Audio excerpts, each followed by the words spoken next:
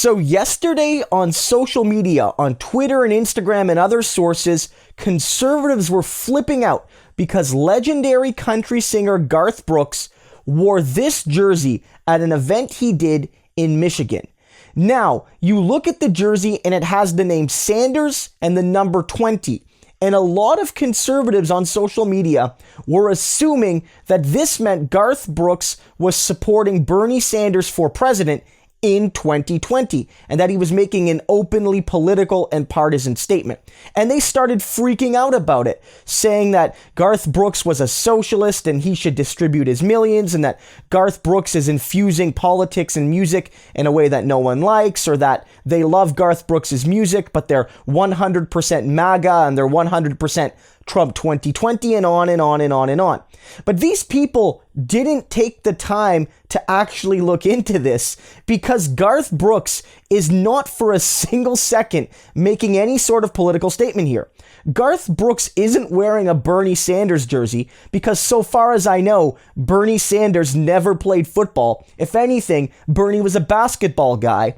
He was wearing the jersey of Barry Sanders, who was a former Detroit Lions running back. Barry Sanders isn't some obscure football player. He's literally one of the greatest to ever play that sport. He's one of the greatest running backs ever. Probably the greatest running back ever. A lot of people would say that. But people will often say he's one of the greatest NFLers ever, and that he's one of the greatest athletes beyond football of his generation. So tons of people are fans of this legendary athlete.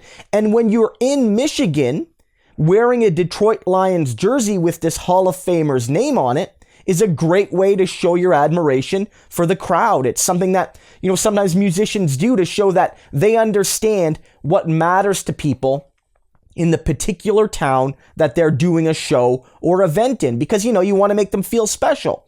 But it also carries genuine meaning for Garth Brooks. Garth Brooks and Barry Sanders went to the same university. They went to the same school in Oklahoma.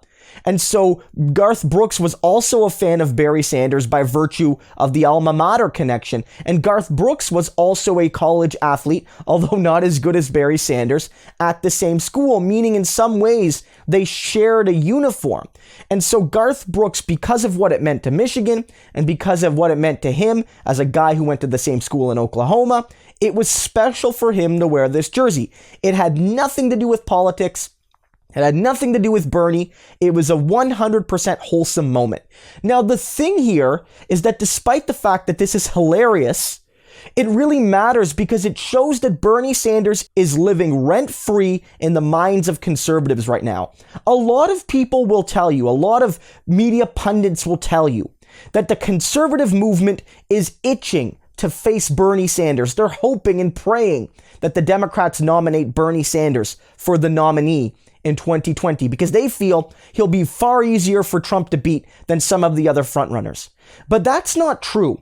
A lot of these people realize that Bernie Sanders is the only one that can be the anti-Trump antidote. Bernie Sanders is the only one with genuine working class support and credibility to neutralize what made Donald Trump electable in the first place. That in states like Michigan, he was able to convince people, even if he was lying, that he cared about regular working class Joes and Janes more than Hillary Clinton did. And it was easy to attack Clinton there. And it would be easy to attack Michael Bloomberg and Joe Biden and others in the Democratic field as being big money Democrat neoliberals that don't really care about workers. And despite the fact that Donald Trump also doesn't care about workers, he would be telling the truth when he said that about the Democratic Party elite, but not Bernie.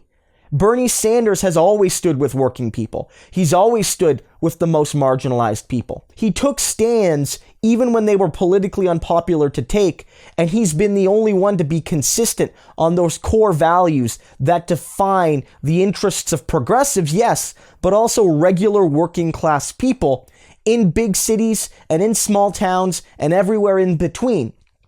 And it's not surprising to see that in many ways Bernie Sanders is defeating Donald Trump in Michigan polls we've been seeing lately. He's defeating Donald Trump in other Midwestern polls. In some states like Pennsylvania And in some states like Ohio, Bernie Sanders is the only one beating Donald Trump right now. There's a real sense that in states like this, where Garth Brooks was, where he was celebrating Bernie Sanders is the one right now to flip those former Obama states back to the Democrats. Because with Bernie, his electoral strategy is twofold, I feel.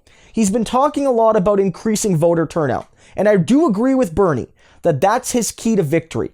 Getting young people and marginalized people to go to the polls in a way they didn't do in 2016.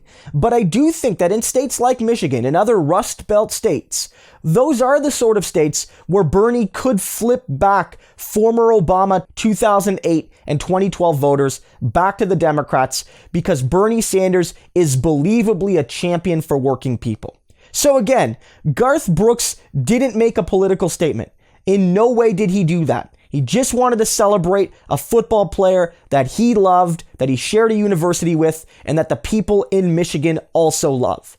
But in doing this and in seeing the reaction, Garth Brooks has revealed the desperation that Donald Trump supporters and that conservatives have whenever Bernie Sanders is mentioned, because they're scared of him. And Bernie, in November, he's going to be president.